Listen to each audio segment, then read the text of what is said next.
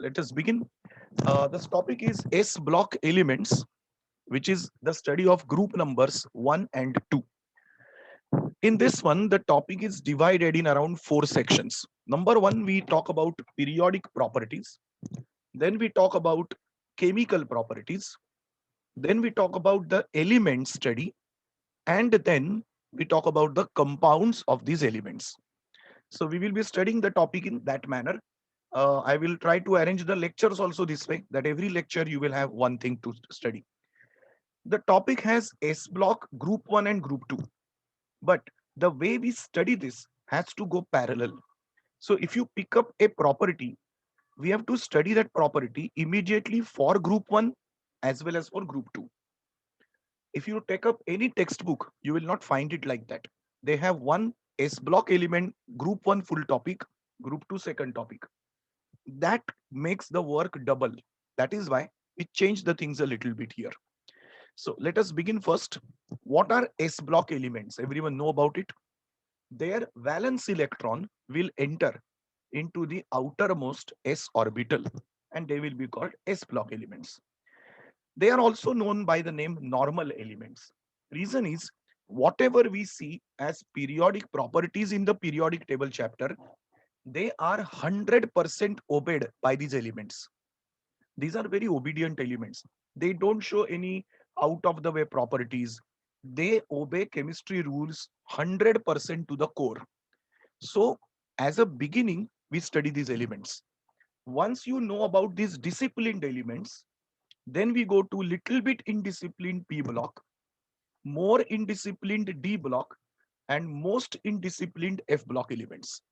That is how we will progress our inorganic chemistry. I hope you know alkali metals are group number 1 because their hydroxides are alkaline in nature, and alkaline earth metals also because they also form alkali, but they are found in more quantity in earth's crust. Quite basic information, you hardly get any questions on this. Important thing now is about which elements are these. Group number 1, their elements, their configuration, and group number 2 and their configuration. So let us see the elements once again. In group number 1, we have lithium, sodium, potassium, rubidium, cesium, and francium. Group number 2, we have beryllium, magnesium, calcium, strontium, barium, and radium. The elements, group number 1, they have one electron in the outermost shell. So they are written with the configuration 2s1, 3s1, 4s1, 5s1, 6s1, 7s1. And similarly for group 2, you have similar sequence, but 2 electrons in the outermost shell. Let us repeat the names of the elements once again. Group number 1 have lithium, sodium, potassium, rubidium, cesium, francium. Francium is a radioactive element. We will not study any properties of these elements.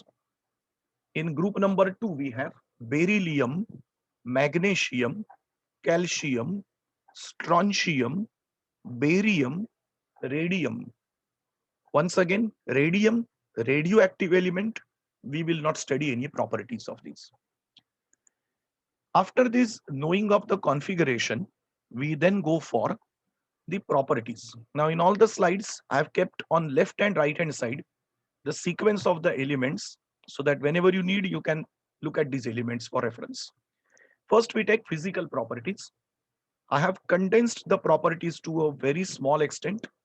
Try to remember only these points and you can cover exams till JE advanced. That's my guarantee. First, group 1 elements, all the metals are silvery white. Exception, cesium has a little golden yellow tinge. Similarly, if you take up now properties of group 2, with no exception, they are all silvery white. This is how we are going to study the properties. We will take up one property and study them like a distinguish. This goes quite easy. Second property is, I hope everyone knows that group 1 elements are extremely soft they can be cut with knife also. Moreover, softness increases down the group. Reason being, the atomic size keeps on increasing. Similarly, group 2 also are soft. They can be also cut with the knife. Even here also, softness increases down the group. We are writing parallel points. Every time it may not be opposite point. They might be similar also. Next is they are all very, very light elements, low density. Density increases down the group. In that, lithium, sodium, potassium are even lighter than water. An important point to remember, potassium is lighter than sodium. Potassium is down, sodium is above. But still, this is an exceptional case. See the sentence, density increases down the group with this sentence as exception.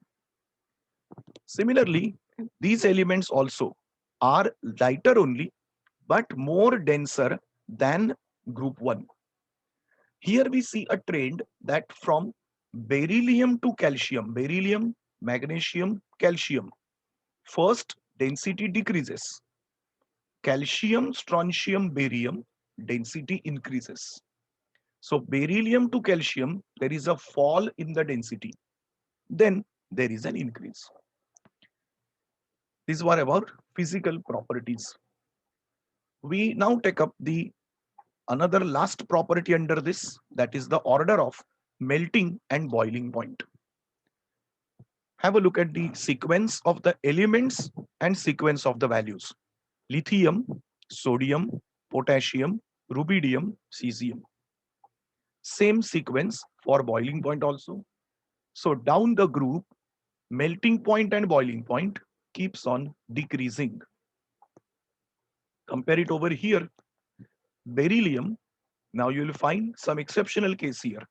Beryllium, calcium, strontium, barium, radium, and the second element magnesium is at the end.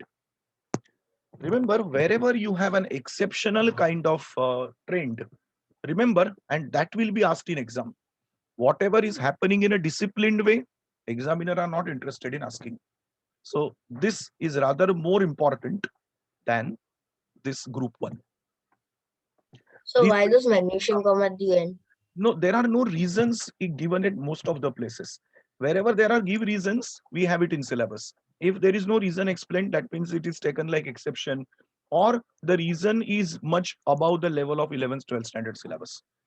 Most of the time, the reasons of melting boiling point is what is known as packing of solids.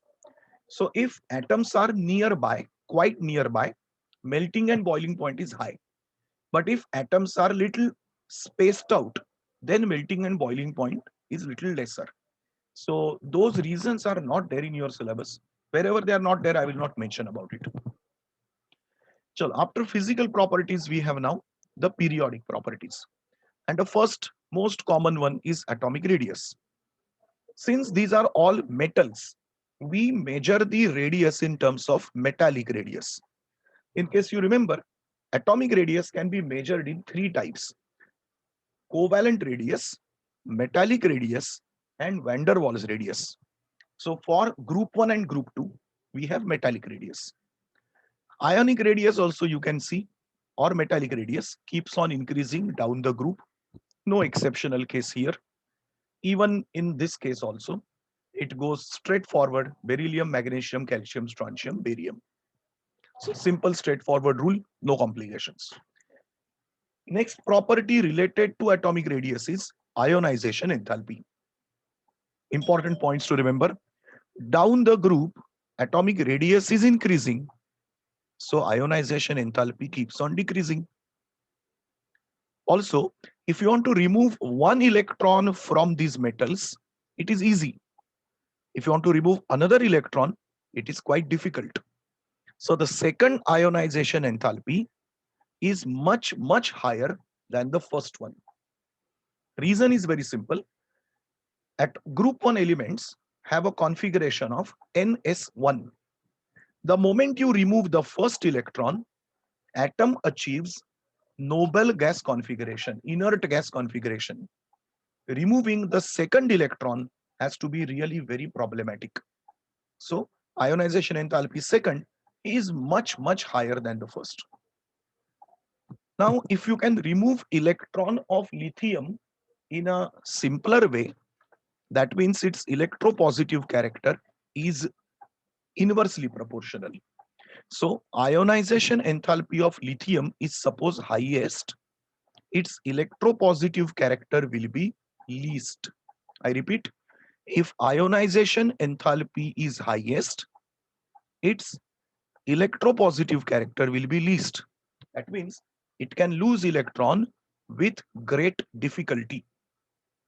So ionization enthalpy and electropositive character are opposite to each other. So if I show you the relation, metallic radius inversely proportional to ionization enthalpy. Ionization enthalpy inversely proportional to electropositive character. Similar points you can see here for group 2 elements also. And the relations So, once again are similar. Yeah, bolo. so but atomic radius is directly proportional to the electropositive character, right? Yes, of course, because these are inversely. So this first and third will be directly proportional. If this is increasing, this will decrease. That's why this will increase. So first and third relation are directly proportional. Same thing you can see in group 2 also. This is increasing. Ionization potential decreases. Electropositive character increases. These are the first most basic periodic properties. Next property we have is electronegativity.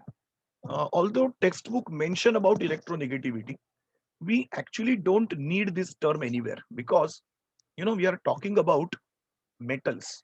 So for metals, electronegativity has hardly any role. Electronegativity is to be seen for non-metals like oxygen, fluorine, halogens.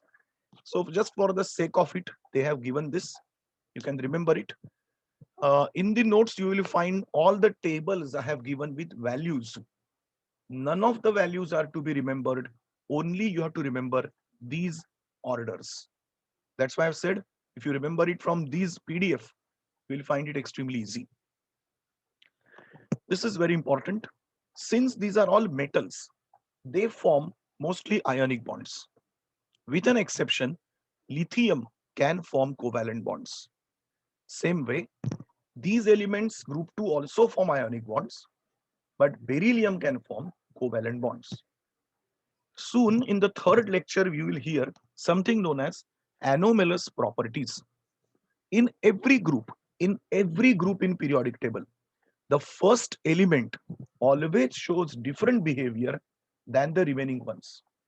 So here in this case, lithium behaves differently, beryllium behaves differently.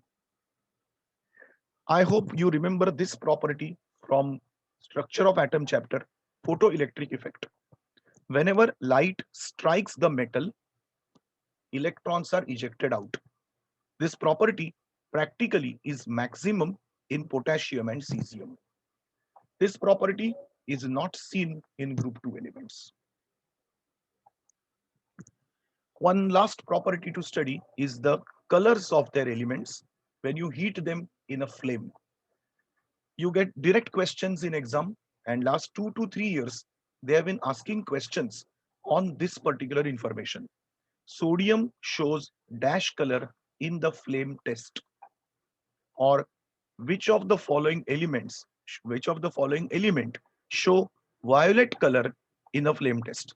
So there are peculiar colors you can see, and those colors you can get in your practicals also. You have to remember these around 8 elements are given. So remember those elements for your syllabus. These were all. So, but how will we differentiate that it is lithium or if Lithium. both are Of course, in a question, they will not repeat these things. Where colors are similar, they will not ask in the same question. No? They will ask either lithium or strontium. How can they ask both? yes, yes, sir, Or but no, no, they or can they just can ask make that one I question. defined as salt. These So are all then how salt do colors we? only. These are salt colors only. Yeah, but Hmm. if they have given lithium Ah, and we think if it is what's that pronounced as SR? strontium. Strontium. Then if they give us lithium and we think it's strontium, then because both of But them that have the same option will signature. not be there only, na? They will give only one option out of two. If suppose, or I can set a question like this, which of the following elements show crimson red color? And I can give you in the option two elements ka pair, where one of the pair is lithium and strontium. So that can be an answer. Understood? So So, if so they want there's to, option will be given. yes, of course. Suppose they want to ask which of the following shows crimson red color.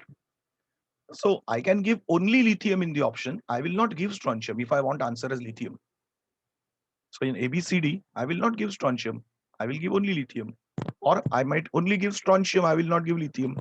Of course, answer will be correct. Now understand one thing. Let me be a little more clear here. When you say crimson red here and here, you know, the colors to our eyes look like crimson red. But in reality, their wavelength value are totally different. So wavelength values will differ in slight amount. So crimson red for normal eyes is different, but for a machine spectrometer, if you measure, these wavelength values come out to be different. So there will be a slight difference in the value of wavelength in nanometer. Okay. So for our simplicity, we don't go for wavelength remembering. We just take up the colors only. Now we have finished with physical and periodic properties. Now last two properties we are going to take.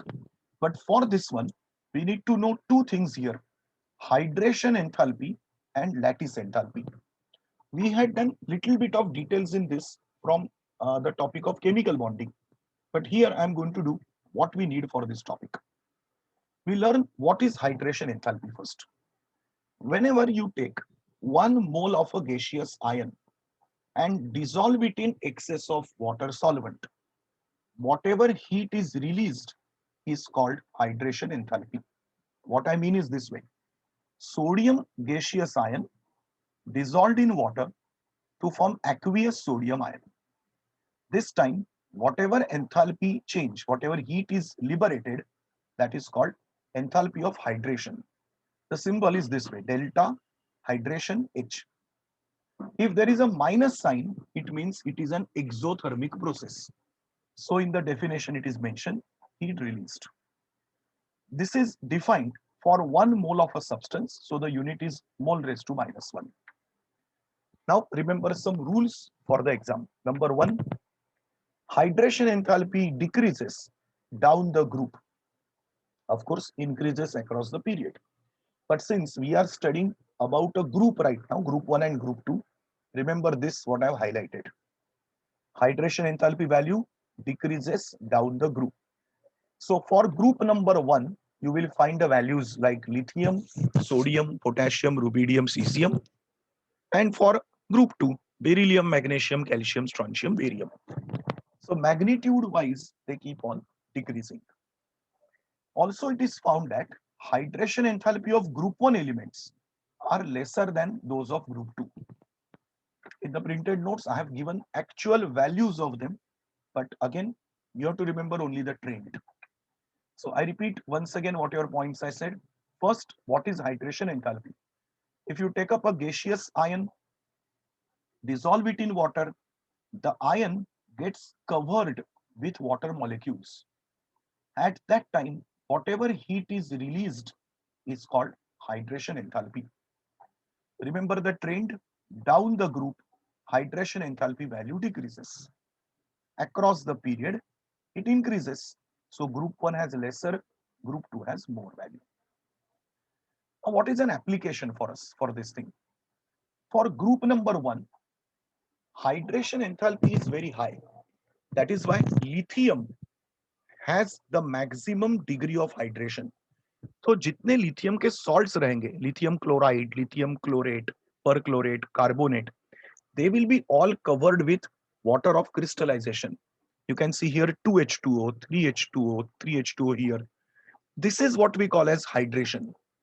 While if you know NaCl and KCl never show any hydration. We never have NaCl 5H2O, NaCl 3H2O, that never exists. So in group 1, maximum hydration is only shown by lithium salts.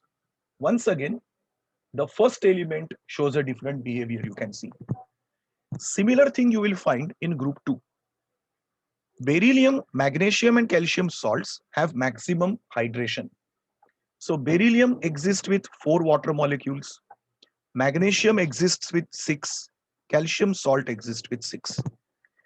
These are some peculiar examples they have given in your textbooks and JEE and NEET books, which are supposed to by heart. So group 1 hydration examples, group 2 hydration examples. Number 2, NaCl, KCl, no hydration at all. Also, smaller the radius of ion, hydration is maximum. You know what is hydration basically? If there is a small ion, water comes and covers it, covers it. So if ion is extremely tiny, after covering, its size become extremely large. Very important, pay attention. As lithium to cesium, ionic radius keeps on increasing. After hydration, their size keeps on decreasing. This is somewhat like this, if you remember.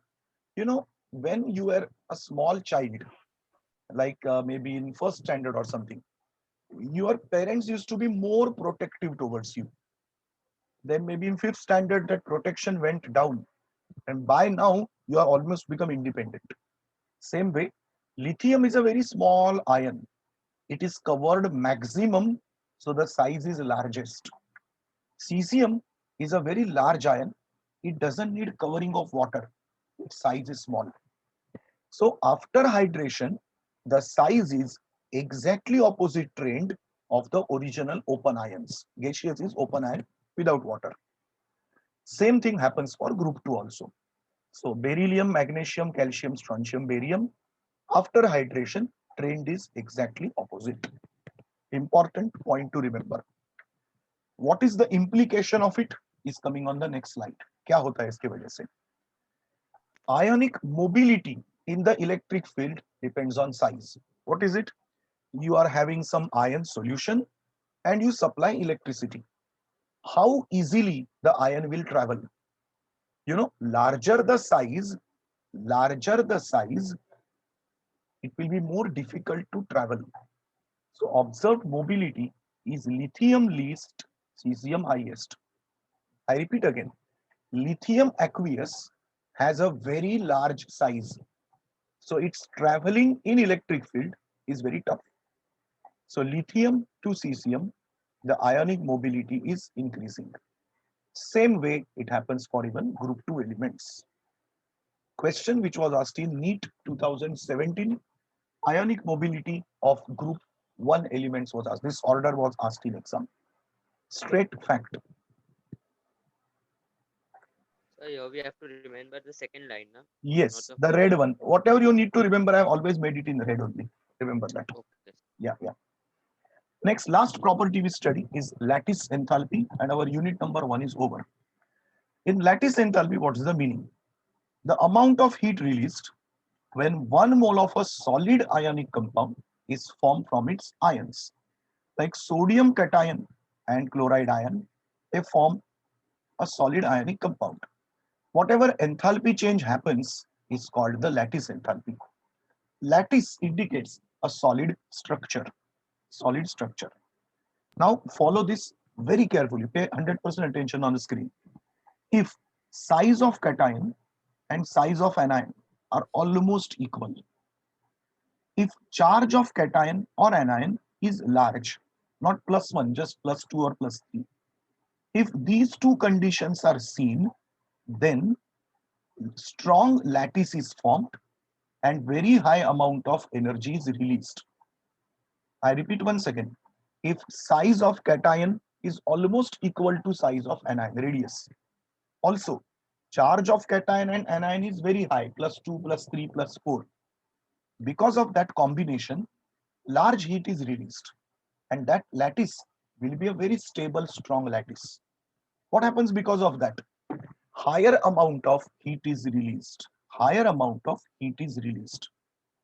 Because of which the stability is more, that solid will be very stable. Those solids will have very high melting and boiling point. Those solids will be hard and they will be less soluble in water. Remember this logical sequence by heart, very, very important for exams. Value of lattice enthalpy increases across the period, decreases down the group. Once again, we are talking of group 1, so we are interested in the second part. That's I've made in red. Lattice enthalpy decreases down the group. So So can you explain the last slide again? The this middle part. yeah, I'll just go through this logic, zigzag logic once again. Size of cation almost similar to size of anion, and charge is great, like +2, +3, or +4. Such combinations will give you a very strong lattice. Means the bond between cation and anion will be very strong. At that time, amount of heat released will be also very high, like 788. This is one of the most strongest lattice we know. 600, 700, 800 kilojoule heat is a very large amount of heat. So because of this, what are the implications we see? Such solids will be very stable. Such compounds will have very high melting point and boiling point. One of the best example is sodium chloride again, where melting point is about 800 degrees Celsius. They are very hard compounds and they will be less soluble in water comparatively. So all these properties of compounds are because of lattice enthalpy. Now we see here lattice enthalpy decreases down the group. So whatever properties we will see for sodium, then potassium, all these properties down and down will keep on decreasing further. So the property which we study is solubility. Bolo? So delta LH is heat of lattice enthalpy, no? Yes, this is enthalpy change, the heat released 788. Release is shown Okay. with a minus sign here. This is called lattice enthalpy. So we talk about solubility of these elements. Solubility depends on two factors we studied right now: hydration enthalpy, lattice enthalpy. Two conditions. If hydration enthalpy is less than lattice, salt will dissolve.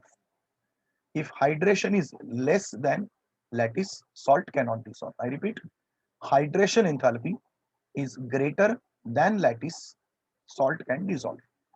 Out of the two sentences, you remember only the first one.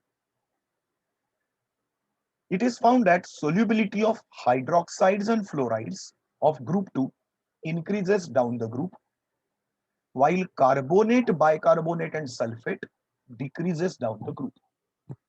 Now, these properties, they are only talking of these peculiar salts, hydroxide, fluorides. They show one trend. Carbonate, bicarbonate, and sulfate show exactly opposite trend. There are reasons for it, but of course not in our course. The main reason is about the sizes of the ions. No such thing they have given for group 1 trend. So in group 1, almost all of them have similar solubility values, so they don't talk much about it.